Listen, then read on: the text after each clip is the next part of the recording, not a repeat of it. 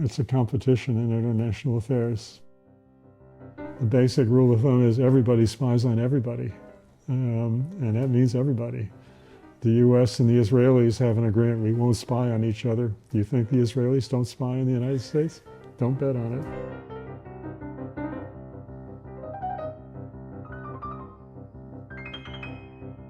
Hello listeners, welcome to Peking Hotel. I'm your host Leo.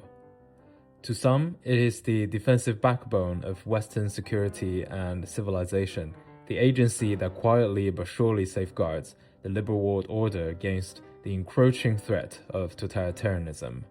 And for others, it is the clandestine conspirator that sabotages, disrupts, overthrows, and plunges foreign countries into failed states. Yes, I'm talking about none other than the Central Intelligence Agency. For most of Cold War, CIA focused on the Soviet Union and the Middle East. Yet China gradually attained greater attention as it exited its Maoist isolation following Deng's reform and opening up. Now tasked with analyzing Chinese elite politics in the 80s was Dr. Alice Miller, now a research fellow at the Hoover Institution and lecturer in East Asian Studies at Stanford University. She previously taught at Johns Hopkins University, Georgetown University, and U.S. Naval Postgraduate School. Between 1974 and 1990, Dr. Miller worked at the CIA as a senior analyst in Chinese foreign policy and domestic politics, and then as division chief, supervising analysis on China, North Korea, Indochina, and Soviet policy in East Asia. She has edited and contributed to China Leadership Monitor at Hoover Institution since 2001. She was formerly H. Lyman Miller before she transitioned in 2006. Now today we cover her educational and professional life before and during her tenure at the CIA, and widely regarded as one of the most astute observers of Chinese elite politics in the United States. Dr. Miller struck me as humble, unpretentious, curious, and studious. She often goes into impressive length and details of events and her work, which is a real treat for the interviewer, so I hope you will feel the same too. Enjoy. All right, then, well, thank you for taking the time. Glad to do it. Should I call you Alice? Should I call you... Alice is fine. Okay. So, could you talk about your first trip to China, Alice? I've only had one trip to China, the People's Republic. That was in 1981. I worked for the better part of a summer in the U.S. Embassy. There was a program that rotated people from other parts of the U.S. government into the political section of the embassy so that their ordinary FSOs, Foreign Service Officers, could go on home leave. And so I was a political counselor in the embassy for a couple of months. That was fun. Got to talk to Chinese officials, but also just get around in Beijing. Beijing is flat, and you could buy a cheap bicycle and ride all over the city. It's a fun city to ride around in. And I went down to Jinan and went to Taishan, and later to Nanjing and Suzhou and Shanghai. That's pretty much it. Very nice. Where did you live in Beijing? Xiangyang Guest House. It was for overseas Chinese, but the embassy had access to a few rooms in it, and so visitors to the embassy and worked for the embassy would stay there. The Xiangyang Yisuo. Where? The Xiangyang Yisuo. Xiangyang Yisuo, I never Building number 1, Xiangyang. It's on the south side of Beijing, southeastern side. Oh. And it was easy bicycling distance from the embassy. What was your impression of China back then? Oh, it's fascinating. Well, 1981, the country was beginning the transition to the reforms. They had just begun the agricultural reforms, the Baozhan Daohu system that gave families the right to lease out tracts of land, and they could make their own planting decisions and then sell a lot of their produce in open markets. That was a brand new thing. they were beginning to dissolve the people's communes, the Renmingongshe. And so you could ride around the city and you see peasants in different parts of the city spread out a mat alongside of the street and lay out all their vegetables for people to come and buy. People were starting to, do new things that had been suppressed for a long time. I remember people in the embassy would find that the fashion magazines, Western fashion magazines that they had subscriptions to would disappear for a short period of time. And Chinese would copy the fashions in the magazines and then quietly return the magazines. It was fine. And people were Deng Xiaoping had authorized the light industries to begin to produce sewing machines. And so people were starting to make their own clothes. And people were no longer wearing the old sort of, Mao suits and kind of drab clothes. They were beginning to wear clothes that they liked. And the textile industries were beginning to produce lots of textiles, cloth. And so that was interesting. So it was a place that was sort of coming alive in a way. It was a fun place to watch. I mean, before you went to China, you already had quite a bit of experience researching about Chinese history, researching about Chinese politics. Let's see, I started learning Chinese in 1962, in my freshman year in college. I had spent a year in Taiwan, sometime in Hong Kong, Shanghai, and a year in Japan, but had never gotten to the mainland. And so 1981, what's that, 19 years, studying a country that, for much of that time, it was illegal for Americans to go to. Americans, there was a law that said that Americans couldn't go to the People's Republic. A few Americans did it, like Edgar Snow and a couple of others, but it was not legal to do. So it was kind of ironic. I spent a whole lot of time studying a country that I couldn't get to. And so it was quite moving to get to finally go. And at the time, your regular job was working for the CIA as a China analyst. Were there any sensitivities around going to Beijing, and was the government afraid and constantly watching you? No, there was an understanding between the two governments that a certain number of like people from the CIA could go, and Beijing knew who we all were. The first night that I got there, and the next day I went off to the embassy, they searched my room, went through all my belongings. I expected that. I didn't have anything sensitive anyway, I didn't care.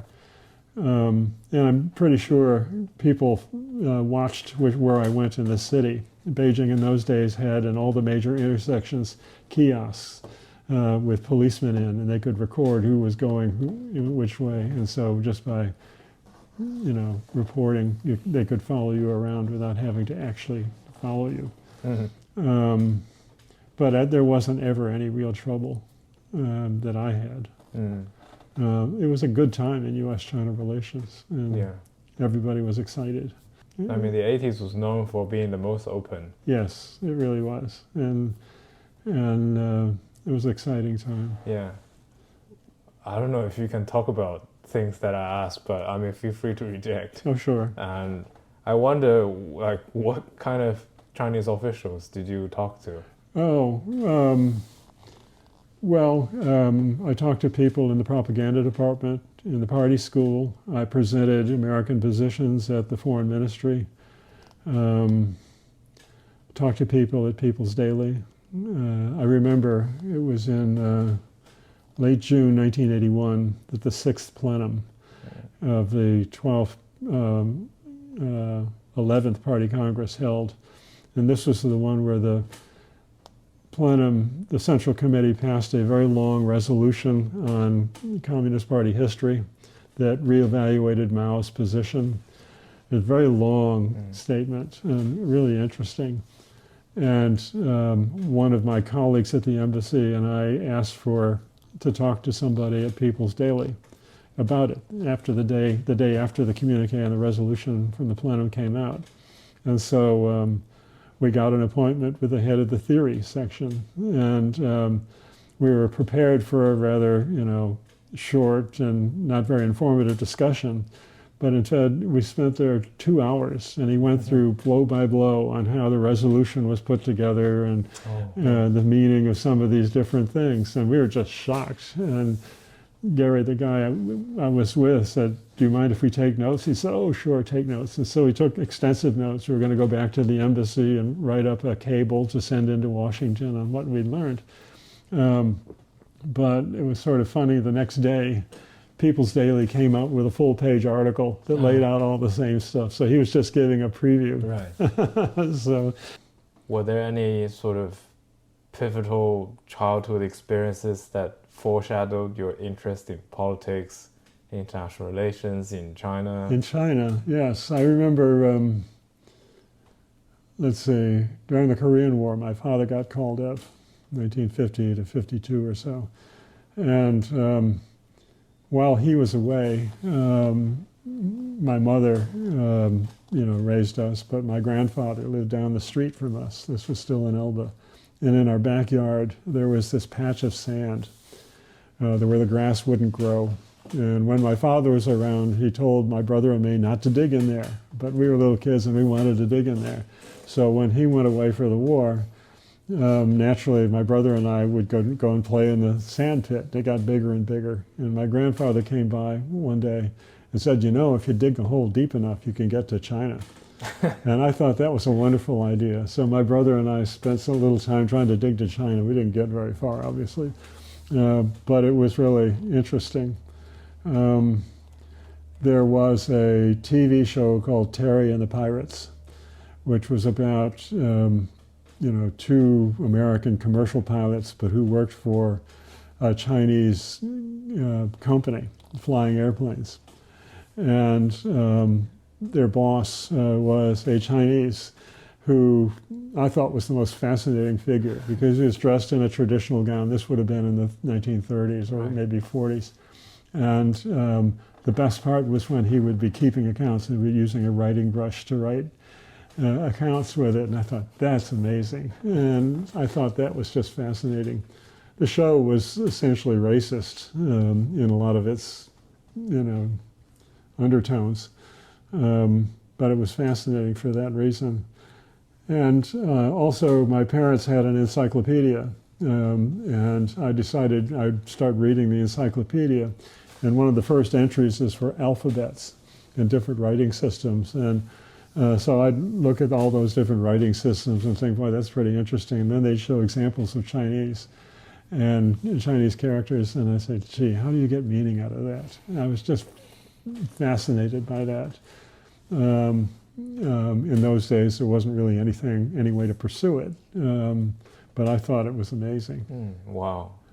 What did your father do in the Korean War? Was he on the front line? Was he at the back? No, he was, during World War II, he had been in the engineers. And what he did was, with his units, they'd build bridges across rivers so that the tanks and so forth could cross. He was an Army engineer. He was captured in the Battle of the Bulge and spent something like 6 or 7 months in a German prison camp. When he got out, he was still in the reserves. He did that because it offered a small check, and all you had to do once a month is go to, reserve duty. And so they called him up during the Korean War, and he didn't spend the war in Korea. He was in Missouri, training other engineers how to build bridges and things like that. So he wasn't out of the country. So your father wanted you to study physics, ideally at MIT, and you ended up going to Princeton and majored in Chinese history. Did you enjoy Princeton? Yes, I did.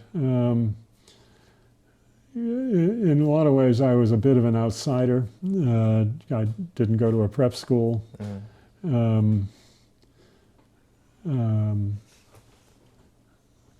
But intellectually, it was just a fabulous place because you could wander all over the place and look at all sorts of different things that you were interested in.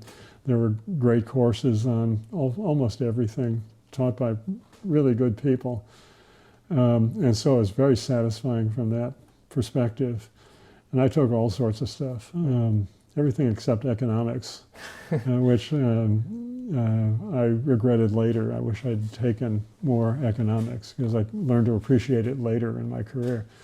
But, I started off I got advanced placement in math, second year calculus, and I took the standard full year basics physics class, and really liked those. But I also decided to take Chinese language. My very first year there. Everybody had to take a language, satisfy 2 years of a language requirement. I could have just used Latin, which I'd already spent 4 years on, or Greek. But I liked languages, and I looked through the course catalog and said, oh, elementary Chinese, that's interesting. And said, I'll try that. And so that's how I got started in Chinese, just curiosity. By the time, at the end of my sophomore year, it was time to pick a major. I'd satisfied enough requirements to major in physics, as I had originally planned, but I'd also been taking courses in Chinese history and language. And it was so interesting that I'm just going to do that. And that's what I did. My father, he was disappointed I didn't go to MIT. Now he's disappointed I was going to study Chinese history. And the story I usually tell about this is I would call my parents up once a month on the telephone to tell them I'm still alive and I'm okay. And my father would usually answer the telephone and he'd say, Chinese studies, what are you going to do with that? And I had no good answer for him. And then my mother would get on and we'd talk for 20 minutes or longer and have a good conversation. I went off to graduate school for 7 years and to study Chinese history more. And every month I'd call my parents up and tell them I'm still alive. And Dad would still answer the phone and say, what are you going to do with Chinese history? And I have no good answer for him. So when I finally finished graduate school in 1974, I called up my parents and told them, well, I finished and I got a job as an analyst with the CIA, and it paid this amount of money. I don't remember what it was, not that much. But my dad said, gee, China studies, great field. How'd you get into it? All he was cared about was that his kid would have a career and be able to support herself. So. And what was it like being in college during the Vietnam War? That time was tense. And everybody, since Princeton was an all-male school at that time, and everybody, the call-ups for the Army began in 1965 when the U.S. began to deploy troops in South Vietnam. And so everybody was subject to a draft in those days. Between ages 18 and 26, you were liable for military service. And you could get called up and you had to go. So in our senior year, everybody knew this was underway and everybody had to think hard about what they're going to do. Some guys said, well, I'm going to go into the military and just get the service requirement over, the 2 years service. And so a few people did that. A lot of people went to graduate school or law school or medical school and you got a deferment. You didn't have to, you wouldn't be called up as long as you were in graduate school. I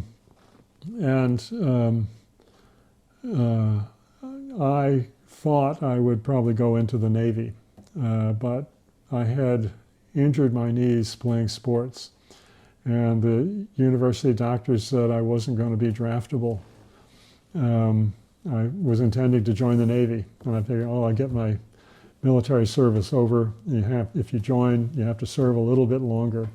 but I wouldn't be fighting in Vietnam. I'd be probably sitting on a boat off the China shore listening to PLA, Renmin Jianfeng radio broadcasts. Which you did later. Yeah, no, I didn't do that. No, you didn't? I had 4 years of Chinese, and the Navy people said, "Oh, that's great. We don't get anybody who can understand Chinese." So the surgeons told me that I wasn't going to be draftable, and I did have to go to a draft physical, and I was rejected by the military. But before I knew I wasn't going to be drafted before I graduated, but only about 6 weeks before graduation. And as a consequence of having thought I'd be in the Navy, I had made no other plans. So once I found out I wasn't going to be drafted, I didn't know what to do. I hadn't applied to any graduate schools, didn't have any money to do that. So I went to talk to Moat, and he said, "Well, let me talk to some people." And he said, "How'd you like to work in Washington?" I said, "Well, that'd be all right." I had a girlfriend who was going to be going to college in Washington. I said, that would be okay. So he said, "Well, let me talk to some people." And a little while later, I got a telephone call to come for an interview in Philadelphia, which is a short train ride from Princeton. So I went down to Philadelphia and into an office building up on like the 8th floor in a nondescript office with no name plaque, and it turned out to be a CIA recruiter. And so after that interview, I applied to the agency and eventually got hired. You have to go through security screenings. So it was Moat who got me into the CIA. As I said, I think he had worked with OSS during the World War II, and this is the predecessor to CIA. Yes, the that's Office right. of Strategic Service. He had later contacts with the agency, even while he was an academic. So those were the people he knew. Did you have reservations about joining the CIA? I mean, now the CIA has the reputation of subverting foreign governments and destabilizing countries. Yeah, in those days, not much of that was known, and there was a kind of positive view of the CIA. There were kind of television programs about spies and so forth, and that was all a great thing. I couldn't tell people who I was going to work for until later, and I didn't have a negative idea of it, and so it didn't seem to be a controversial thing to do. When did it become controversial? After the mid-'70s, at the end of the Vietnam War, there was a lot of national criticism of the American involvement in Vietnam and a broader evaluation of American policies that got us into the war. And with that, a lot of criticism of the CIA. And in 1975, there were Senate hearings chaired by Senator Frank Church from Idaho, which looked in depth into what the CIA had done and unearthed brought a lot of attention to things like coups in Iran and Guatemala and other kinds of activities like that, and gave the agency a much more negative impression, especially among academics. So that was later. Some of it I don't really apologize for. It's a competition in international affairs. The basic rule of thumb is everybody spies on everybody, and that means everybody. The U.S. and the Israelis have an agreement, we won't spy on each other. Do you think the Israelis don't spy on the United States? Don't bet on it. And, so that's the real world. There are all sorts of things that, I wouldn't have favored. Overthrowing the Iranian Shah, the coup in Guatemala in 1954, that kind of things. But on the other hand, there are things where if the U.S. had power to change things in a positive direction, I don't have a problem with it. And there's certainly, it's not the case that China isn't trying to do things to influence the United States in subversive ways now. So I don't really apologize for that. It's the real world. And so after graduation, you worked as a translator for CIA, translating Chinese newspapers. Right. Um, Red Guard newspapers, Dazabao, things like that. actually, how did you get those? The CIA had agents in Hong Kong, and Chinese would smuggle. They would go collect all the newspapers and into bundles and smuggle them into Hong Kong, and the agency would buy them. And so we'd get these big bundles of newspapers and Dazabao from Hong Kong. They're all those newspapers and so forth that we all worked through. They're now in the Library of Congress. Oh, wonderful. Yeah, Andy Walter used them. Oh, really? When he did his book on Red Guards. Oh, wonderful. And how did your work feed into the policy world? You translate it, and then who reads it? And where does it go? Well, we were a part of the translation part of the CIA. And so we did translations of, in this case, Chinese materials that we thought were relevant politically to trying to figure out what's going on in China. So the translations would go to the analytical components in the agency, also to State Department, also to Pentagon, anybody who wanted them. Did your work touch on the Vietnam War? China was regarded as one of the big backers for North Vietnam. Also, this was still a period of containment against China. China was a ferocious enemy, and we had to understand what China was up to. Mm-hmm. So, they spent money, to get any information they could. You have to remember that in containment, there were no Americans in China to speak of. A few. Very few, handful. No, there was no diplomatic relations. American law said it was illegal for Americans to go to China. But there were the Hinton family. And you can count those on one hand. William Hinton, Carmelita, and so forth. And Edgar Snow went once in a while, 2 or 3 times, I think, in the 50s, 60s, and 70s. But that's pretty much it. So what the United States had to go on to try to understand what's going on in China was China's media. There was a certain amount of diplomatic gossip that we could get in places like Japan and other countries who did have some people in China. And the main station was in Hong Kong, which was British in those days. And so they could talk to people who came into Hong Kong from the mainland to ask about what's going on. And that's pretty much it. You then went to graduate school and afterwards returned to the CIA and became their China analyst. I finished my graduate work. My dissertation was on Manchu politics in the 1660s and 70s. And in those days, the job market, academic job market, dried up. And I could find possible jobs, 1-year jobs, replacing professors who would be on leave, and they would be in places that didn't have a Chinese library.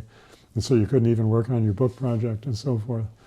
But I was in Washington. I still had friends in the CIA, so I called up one friend and he said, well, let me check out and see what's available. And I got hired this time to be an analyst. Was it difficult transitioning from academia to intelligence analysis? No. I had worked for 2 years as a translator in between undergrad and graduate school.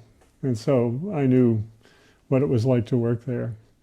I was a translator, now I was an analyst, and so I had to learn the particular methods that we use to analyze, in my case, the Chinese media. What's the key methodological difference? It's like what's called Kremlinology in analyzing Soviet politics and foreign relations. Because China has a media that are controlled by the government, by the party, the basic assumption is that what's expressed in the media in some way reflects the policies and attitudes and approaches of the Communist Party leadership. Because there's in different periods, quite tight censorship about what can be said. So by comparing what they say on one instance with similar instances in the past, you can see whether or not how they treat that topic has changed, and then inquire as to why the change. Does it reflect a change in goals, a change in media practices, and try to infer backwards from what they say to what they think. That's the basic method. It was the method that was used to analyze Soviet politics from the 20s. The so-called Riga School in Latvia was the outpost for foreign countries to analyze what was going on in Moscow. Then during World War II to analyze German and Italian and Japanese media, and then after the war, during the Cold War, all of the communist countries. So what are the techniques, essentially? What are the tricks? Well, you need big files. In order to compare how the treatment of any given topic changes over time, you need to know what they said before. And you need to know it accurately and comprehensively. You can't just do it now and occasional, because you need to know the steps in between. So we had files of leadership speeches of everybody down to provincial secretary, going back to 1949. Files of People's Daily editorials, Shulun, and Banbao Pinglin, commentator articles, because those were authoritative. They spoke for the regime. They spoke for the newspaper, which was the Central Committee's newspaper. And so that was the party line. You needed to have control over what was said in those to be able to understand what the rest of the media were saying. And so, it's just simple tracking of themes and the way things were said to understand it. One example, I can give you an example. In 1978, Guangming Erbao published a special commentator article, Tuyue Pinglin, on the question of practice as the sole criterion for truth. It was a very theoretical article. Yeah. It had no obvious application, but there it was on the front page of Guangming Erbao, the paper for intellectuals in the United Front, and arguing on why practice has to be the criterion we use to sort out correct ideas from false ones. There's no obvious implication of that. But then about 3 weeks later, Deng Xiaoping gave a speech at a conference on political work in the army, major conference, and he said, how do we sort out good ideas from bad ones? We test them in practice. We take them out and try them out, and if they give good results, obviously a good theory. And if they don't, that's a wrong theory, and we discard it. And he said, we should apply this to Mao Zedong thought. Yeah, that's the main target. Yes. Hua Guofeng got up a couple days later and gave a different speech, and a long speech, and he said, Mao Zedong thought can't be cut up into pieces and keeping some parts and throwing the rest away. It has to be understood comprehensively and systematically.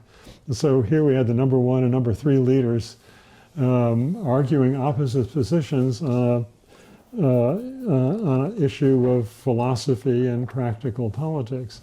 And over the rest of the months, down through the third plenum, which was in December '78, you can see different leaders publishing commentaries in which they say, well, I think practice is the sole criterion for testing truth, and blah, blah, blah, blah. Other people, like Wang Dongxing, who was on the Politburo Standing Committee and the head of the guard unit for Zhongnanhai, arguing Mao Zedong's thought is comprehensively. We have to take it as a whole and embrace it and keep it. And so you had this powerful split in the leadership that was obvious in the speeches over this peculiar theme of practice as the sole criterion for testing truth. And then finally, the third plenum met in December '78, and the plenum communique said that the Central Committee put a high premium on the discussion of practice as the sole criterion for testing truth. It said something like Mao Zedong never said himself that he was entirely correct all the time. And so that opened the way for a very different transformation of the party's ideology that was the basis for the reform. And if you didn't pay attention to the speeches and to the original articles that raised these things, you'd miss the entire argument. So it could really tell you things. That strikes me as quite similar to how the Chinese understand their own politics, because there are lots of different analysis based on texts and yes, that's right. tiny changes. We in always speeches. presumed that in that case, politically aware Chinese would do exactly that. We did not have the advantages of having grown up in China, living in the system, but we always assumed that politically aware Chinese or Russians in the Soviet Union or East Germans in Germany were aware how that system worked and read the media the same way. It's a technique that transfers easily into reading your own media. Even in this country, the media are not state-controlled, but they do reflect particular interests and outlooks. So it's a method that can be broadened, and it's quite useful. A Stanford political scientist during World War II worked in that same unit. Even before there was the CIA, it was created in 1941 to monitor Japanese and German and Italian media.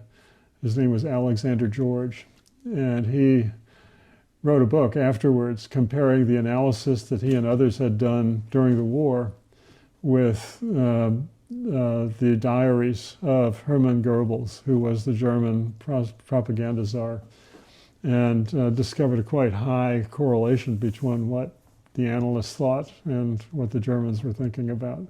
Did anyone ever check the analysis against diaries and memoirs of Chinese officials? Yes, I used to do that. Oh. Yeah, and often it would affirm what we thought, but it would supply much more details that you couldn't possibly know by reading the newspaper. Yeah. I went to see Deng Xiaoping at his house the other day, and we talked about this and that, and that fills in the story. But often, you'd get the story right. Nowadays would be something like open source intelligence. That's what it is. That's exactly what it was. So it's been a method that has been used for decades. People don't do it so much these days in government. The unit that I worked in doesn't exist anymore. State Department lawyers in the middle 90s said that because China had joined the Berne Convention on Copyright Protection in 1993, we could no longer circulate publicly information from Chinese media because it was copyrighted now and protected. That was one problem. We could still do it internally, but the other problem was by the mid-90s, everybody started using computers and the internet. Policymakers decided that, well, this is something that anybody can do. You don't have to be rigorous about it, and we don't need translators because we have Google Translate and so forth. It's a mistake, in my opinion. I think at the time there were also scholars who were reading Chinese newspapers. Yes, everybody who was studying contemporary China used pretty much the same methods. The big advantage was that the institution that I worked for, part of the agency called Foreign Broadcast Information Service, FBIS, translated virtually anything that was of interest to American policy and so forth, and they published it in a daily publication called the Daily Report. There were 8 of these for different regions of the world, and they were usually, 70 or 80 pages long, 5 days a week, that had translations of anything that might be conceivably of interest. We also transcribed transmissions from China in Xinhua English, for example, or Beijing radio broadcasts in English. So it was quite comprehensive, and it was public available. And so all the people in universities used it. If you go back and read the footnotes in academic works on Chinese politics and foreign policy, you'll see constantly cited Foreign Broadcast Information Service Daily Report, such and such a date, page such and such. Because for most Americans, it was easier to read in English, Mm. much faster. But the method was the same. You compared what they were saying now versus what they said previously. And what's considered of interest to the American audience? I presume the Foreign Broadcasting Service did not translate everything. in Not Chinese everything, no, it was newspapers. simply too much. And that's critical because they acted as a kind of editorial gateway Yeah. that decided what's important, versus what's And not. they essentially curated the Chinese newspapers for That's the American right. audience. That's right. So anything that was of foreign policy or military interest, Chinese political affairs, down to even local levels, depending on the situation, economic information, not so much cultural. It didn't seem to be politically relevant very much unless there was a controversy over Cultural as in what, like a new yeah, theatrics? like Hai Rei Bao Gong would be Okay. something that would get interest. People Yeah. would be interested, not so much in the play itself, but rather why people were arguing about it. And the political forces behind. That's the- right. That's right. So it was quite comprehensive. Do you know much about the curation process? That seems quite important. If this- Well, that was the biggest part of FBIS. We had field bureaus, I forget, maybe 10 or 12 field bureaus around the world that collected media information from virtually every part of the world.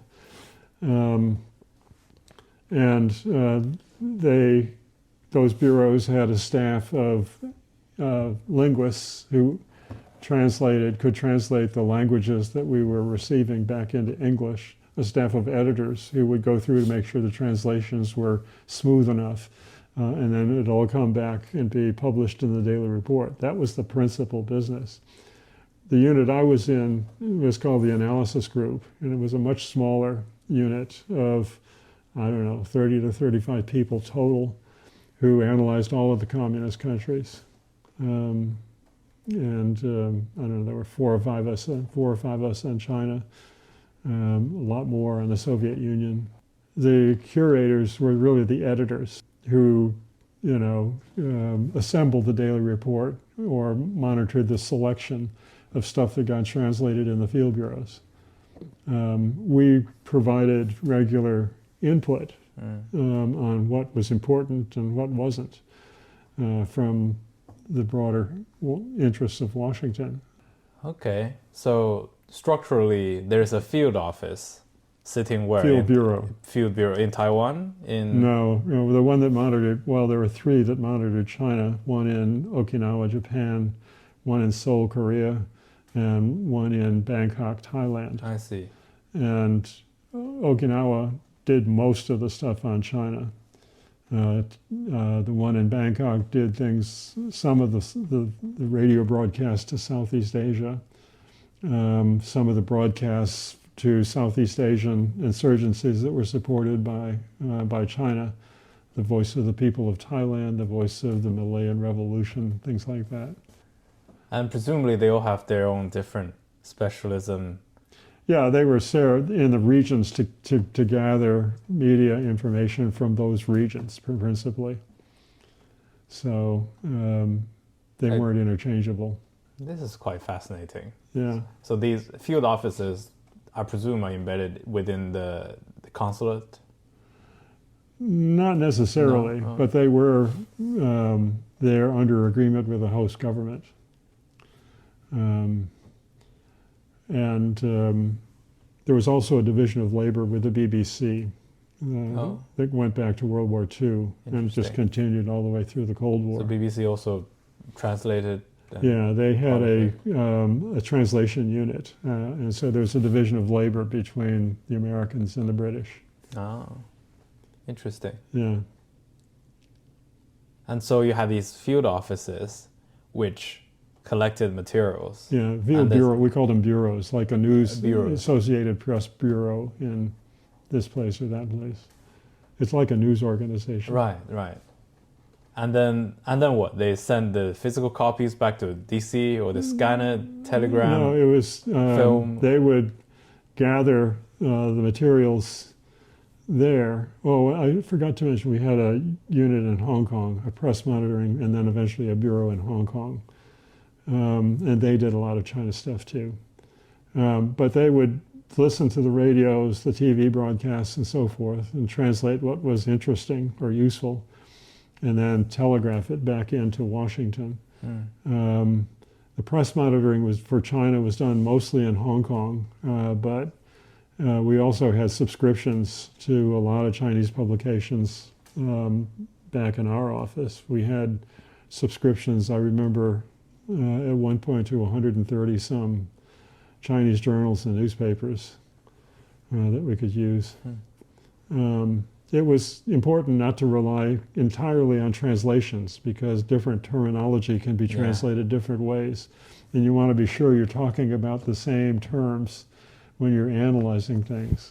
Otherwise you can be you could be misled into drawing conclusions that are just simply a difference in translation. Yeah. And so when China opened up and when America, well, first had the George Senior Bush sort of contact office, and then the embassy, did that sort of material gathering sort of bureau job then go to the Beijing embassy? No, or? none of it was done in China. Okay. Yeah. Seems easier to do it in China. Well, maybe. But it was already established in those places. It would be expensive to move, and the same degree of cooperation couldn't necessarily be counted on with Beijing. The State Department had officials, press officials, who would go around and collect publications and send them in. But that was pretty much it. And so every day they produce a big fat book of 5 days a week. Of 80 to 100 pages, something like that. 70 or 80. 70 or 80 Depends pages. on China, it was that big. So once they have that book, they send it to you? No, we got the copies of the original transmitted stuff before the Daily Report was assembled. The Daily Report went out to anybody who wanted it. You could subscribe publicly to it. But it also went all across the government. So the analysts have nothing to do with making the big fat book. That's right. And so you guys get it. Yeah.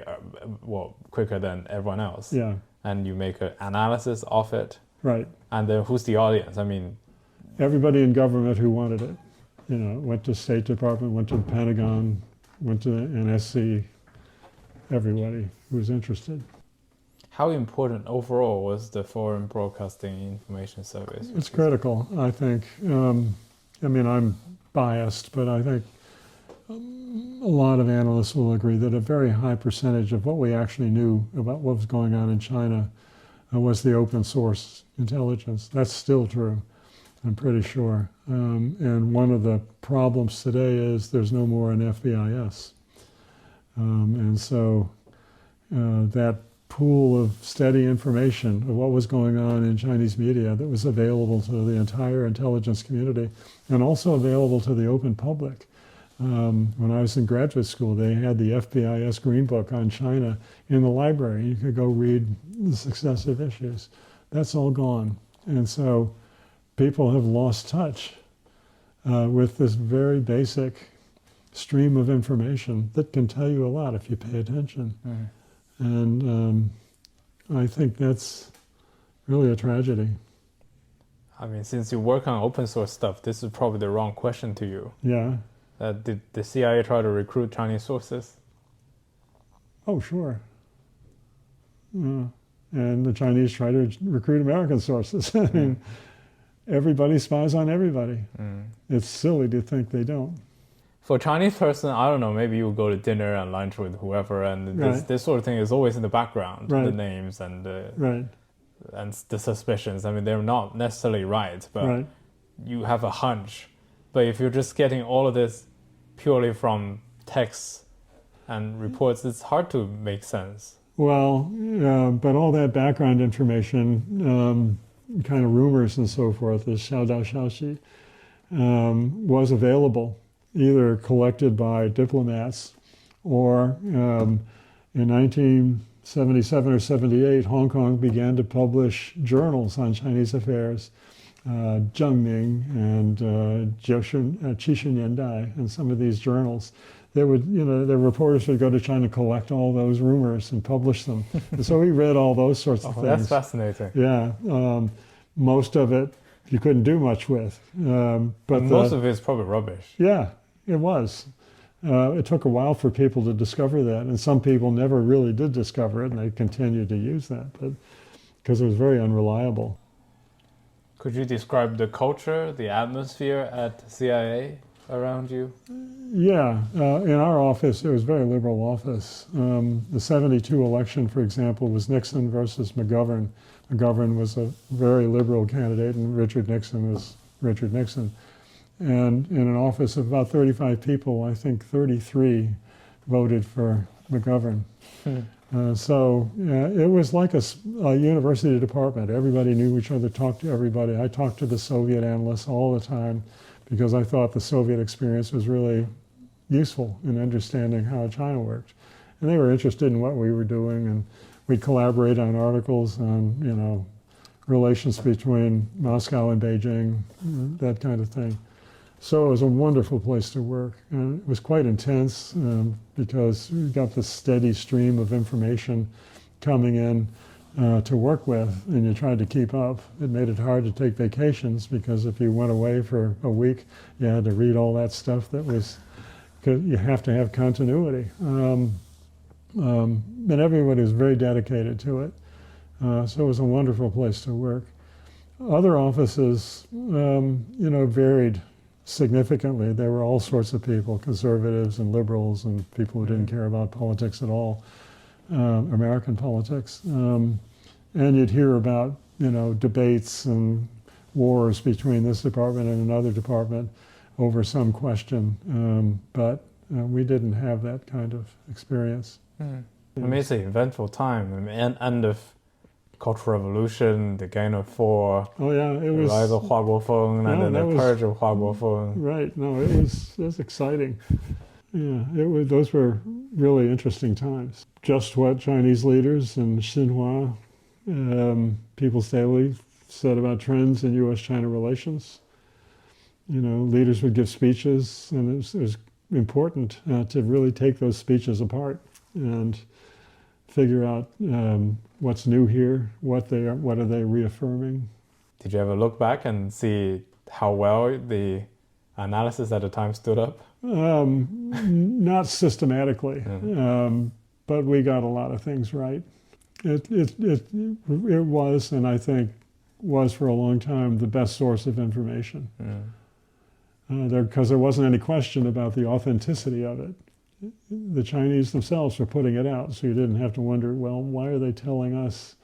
Why is this person passing on sensitive information? Can you believe them? There's no question like that. In the case of Chinese media, they're media. So it was a method that was quite productive and often accurate. Did you play any role in the normalization of relations during the Jimmy Carter administration? Very indirectly. Our office produced a stream of analysis on trends in U.S.-China relations that was fed into the NSC and to Brzezinski. And Mike Oxenberg was the China guy in the NSC at that time.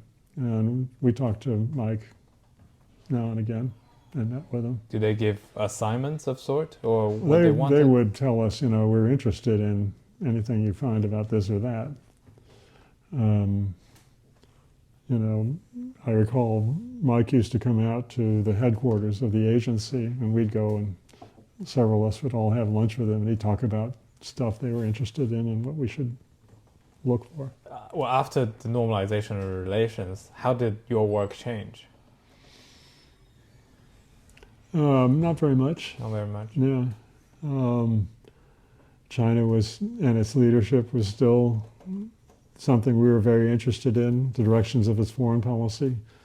There was a period of strong convergence of the U.S. and China on international affairs, But in the spring of 1981, the foreign minister, Hua, gave a speech in which he did no longer talk about all the areas in common with the United States. He talked about all the areas in conflict in which we disagreed. And so it was a shift in tone. And very soon after that, Beijing began to move a little bit away from the United States and move a little bit towards the Soviet Union. They announced the so-called independent foreign policy line, which was a fundamental change in orientation in foreign policy, and it was signaled by these differences that we could analyze in Chinese speeches. So. Did you spend the entire 80s working for the agency? Yeah, I resigned in 1990. So I was there all the way, well, let's see, from 88 through, from 87 to 89, I was on a sabbatical. They had, the agency had a program for what they called exceptional analysts to take some time off and to go work on a special project. Okay. I applied for that and I got a 2-year sabbatical. And I was interested in the tension between Chinese scientists and the regime. This was before Fan Lizhi and people like him began to emerge. But I could see already some of these tensions emerging. Really? I used to read a journal that nobody would read in its right mind called, let's see, 自然辩证法通讯, the Bulletin on Natural Dialectics. That sounds so boring. It was terribly boring, but I could, Guangming Erbao used to publish the tables of contents of academic journals, and I noticed they published the table of contents for the newest issue of 自然辩证法通讯, and I thought, oh, that's interesting, and I could just fill out a form, and it would go to the embassy's publication procurement officer, and they would start sending it in. And so this was like 87, maybe even earlier, 86. And so it published 6 times a year, every 2 months. And in spare time, I started looking through it. And it sounds pretty terrible, but I started noticing articles that were implicitly critical of the regime. And the need for science to be free to explore without intrusion of party doctrines. Marxism claims to be the science of human affairs and be the queen of sciences that should guide everybody else in their research. But some scientists began to say, well, that's not right. Science should be free to explore. And more articles started to appear about this, and so I got pretty interested in that, and that's why I applied for this sabbatical to work on that. And so I spent 2 years until the spring of '89 working on that. I produced a long report that I submitted as part of the project, and that later became the basis for my first book that I published in '96. It was called Science and Dissent in Post-Mao China. Interesting. Yeah. What was your reaction when students began to it was protest exciting, and I'd have CNN on all day long, and they would have regular reports from the square, Tiananmen Square. So I'd go work for a while and come and look at CNN and find out what's going on. It seemed pretty obvious to me after a while that the regime would order the PLA to impose order. And so when they did finally on June 3rd, 4th, I wasn't surprised. And I could talk to people in my office about what was going on and get more of a nitty-gritty sense of detail than you could get from watching an American news. I wasn't surprised. It was appalling, just horrible, but you could see it coming. Yeah, the whole 80s in China was such a dynamic, it's fascinating time, just fascinating. Could you talk about it a bit more? Everything was interesting. I was a historian, and so naturally I got all the history journals that I could from China, and there wasn't much to write in there for my current work, although I did write an article in 1980 or early 81. And I noticed that journals like Li Yanzhou and some other journals began to publish articles on Qinshi Huangdi. And I noticed they said that they would argue that, well, Qinshi Huang unified China, but he also made mistakes. And then what really got me interested, People's Daily on page 2, which was the op-ed page in those days, had a little article that says we need to take a one divides into two approach to Qinshi Huangdi. Now, why in the world would the Communist Party Central Committee newspaper carry an article about Qinshi Huang? Well, anybody would know they're talking about Mao Zedong. And so I wrote an analysis report on these historical articles preparing the ground for the party's explicit discussion of Mao's contributions and his mistakes that came into the 1981 history resolution. Well, it was all tremendously exciting. And the most challenging part was you just have to have a solid background on what happened before to understand what's happening now, especially in that transitional period from the death of Mao down to, say, the 1982 12th Party Congress, because so many people were brought back from earlier times, and if you didn't know who they were or why they were purged to begin with, when they launched the household responsibility system in agriculture in '78, the Baozhan Dahu system, it was very useful to know, and a lot of people didn't know that same system had been used in 1961-62 to try to recover from the Great Leap Forward. And so there's a real political history to that kind of a policy. If you weren't aware of that, you really couldn't understand what's really going on now. And so you had to spend a lot of time back reading stuff from earlier periods. Elements in China's relationship with Hanoi, for example, assumed that you knew what happened in 1974 or 1958. And so you'd have to read a whole lot of stuff just to have the background to be able to understand what they were talking about now. And that's, to me, that sounds like, it's an incredibly difficult It is hard. thing to do. Yeah. For me and the Chinese leadership, and also relations with the Soviet Union, those are the two topics that I was focused on. Yeah. There was a division of labor among people who worked on China, and those were the areas that I worked on. Relations with the Soviet Union were really interesting.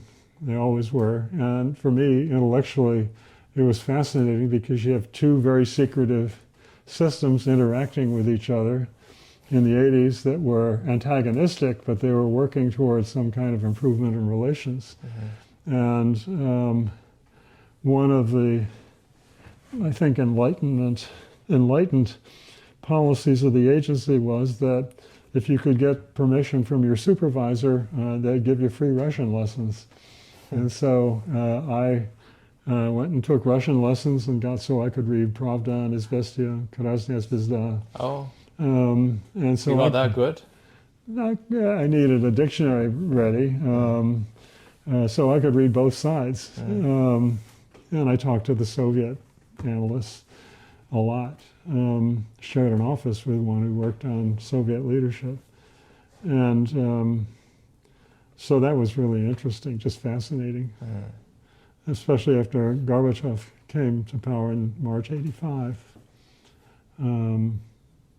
So, it was just fascinating. It was a good job. And in the post-1989 world, you resigned in Yeah, I resigned in June 1990 because I was given Doug Barnett's job at Johns Hopkins Science, so I became a full-time academic. You were invited or you applied? I applied. Was then you wanted to leave the post already? Yeah. I originally thought I'd wanted to be an academic when I was in graduate school, so this was a chance. It was a good position. It was on contemporary China, not traditional China, but it was a good job.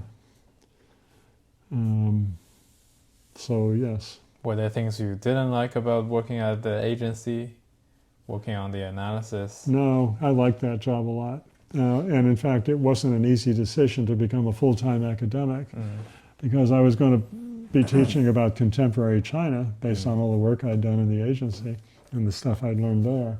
But I went to the school library to see what sort of Chinese publications they had. They did have a subscription to People's Daily, but it came 6 months by mail.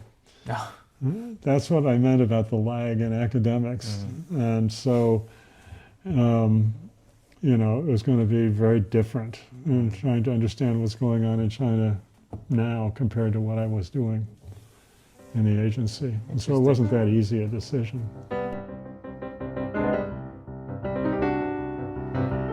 With that, it is the end of this episode.